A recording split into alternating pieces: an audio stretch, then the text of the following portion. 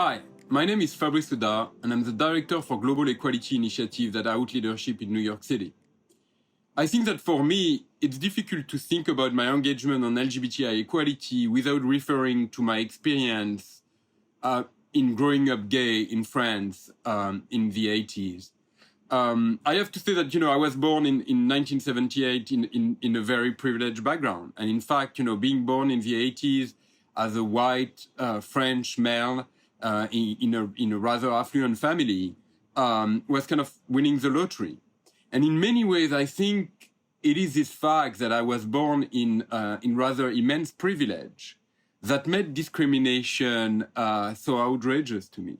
When I came out, I felt I had to leave my country. And so I left my country, I left my community, and I left my family.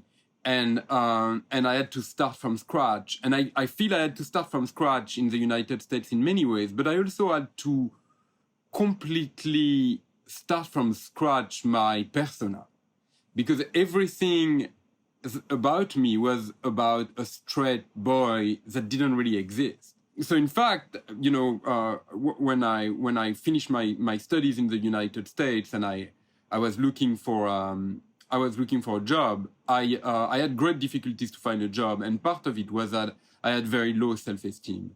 And so I kind of stumbled my way onto the World Bank, and I spent a lot of years in the closet. And in fact, I would like if we could stop for a minute and listen to a short video of a talk I gave at the Women's Forum, in which I explain what it felt like to be that gay man without any self-esteem at the World Bank around 2001. When I joined the World Bank, for a very long time, in those myriad of review meetings, because that's what we do at the World Bank, we do review meetings. In all of those review meetings, when my time would come to speak, I would blush and I would sweat. And when I say sweat, I would sweat buckets. Because I had integrated the fact that I was an inferior species to the white, tall, straight guy in the room. And how could I not? Because my parents, my school, and my priest had been telling me for my entire childhood, from the age of probably 5 to the age of 22, when I left France to go come out in the US, and I was very good at it, so I stayed. I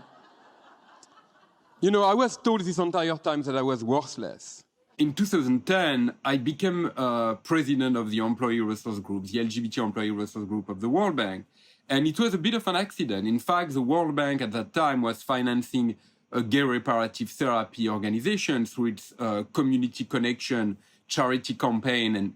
And throughout this, I went from being the vice president, I'd been treasurer, and then I'd been vice president, to become the president of GLOBE, the Employee Resource Group. And I started being very involved in this Employee Resource Group, and that led me to be very out. And I felt really empowered by it. And we can stop for a minute here to listen to a video of a talk, one of the first talk I gave, really, and it was kind of nerve-wracking in 2010, when I'm starting to be the president of the Employee Resource Group, and I talk about the culture of the World Bank.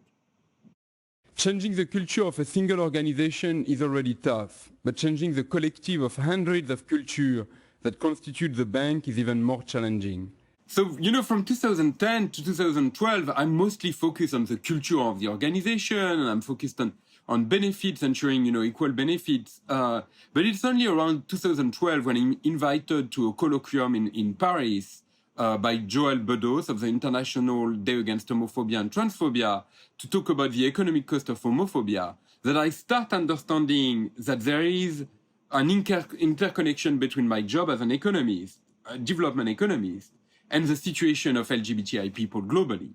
In fact, I go to that colloquium on the cost of homophobia, and I realize that there is almost no data or no research about LGBT people. So I come back to Washington, D.C., and I use my position as the president of the Employee Resource Group to go around the organization and to say, listen, we cannot believe that our development efforts are reaching LGBTQ people if we don't even make the effort of trying to understand what is their life experience. And to be honest with you, I didn't make a lot of friends. You know, the organization felt that it was kind of a frivolous topic that was undermining the seriousness of the institution. And so, you know, even though with time that agenda grew, I found myself more and more on the margin of the organization. And so I joined the Office of the High Commissioner on Human Rights at the United Nations. You know, when I started that job at the United Nations, it was a very specific point in time. Obama was in the White House, Hillary Clinton was at the State Department, and then my boss, the High Commissioner, Zed Al-Hussein, was also extremely supportive. Now, if you forward 4 years later, all of this support had disappeared. And you know, I started articulating the fact that, you know, we had to be careful as LGBTI people to understand that we were only guests of straight people in those institutions. And I actually would love if we could listen to that small extract of a time I made that point. I always say at the United Nations, we are guests of straight people.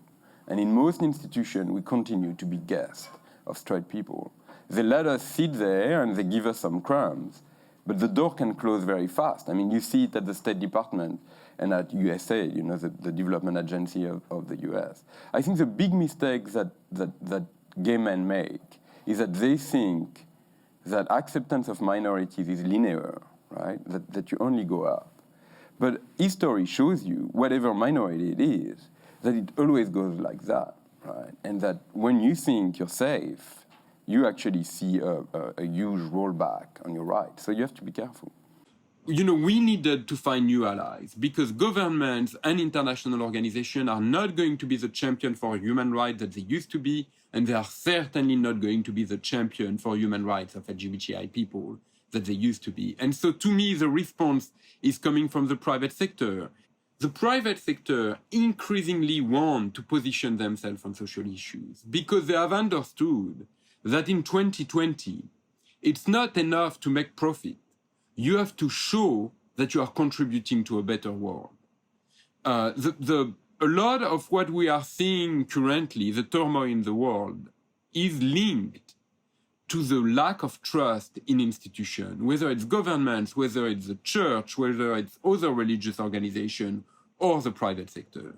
And so the private sector, particularly large companies, multinationals, have a desire to be perceived as organizations that are contributing to positive change. And so when you have, on one hand, that pressure from employees and consumers and shareholders, and on the other hand, this desire of companies to position themselves on social issues, then you do have an opportunity to trigger change. And so, I felt that I wanted to find a position in which I could use the power of the private sector for LGBT equality. And so I joined Out Leadership last year in December. Out Leadership is the largest and oldest coalition of companies. Microsoft is one of the members.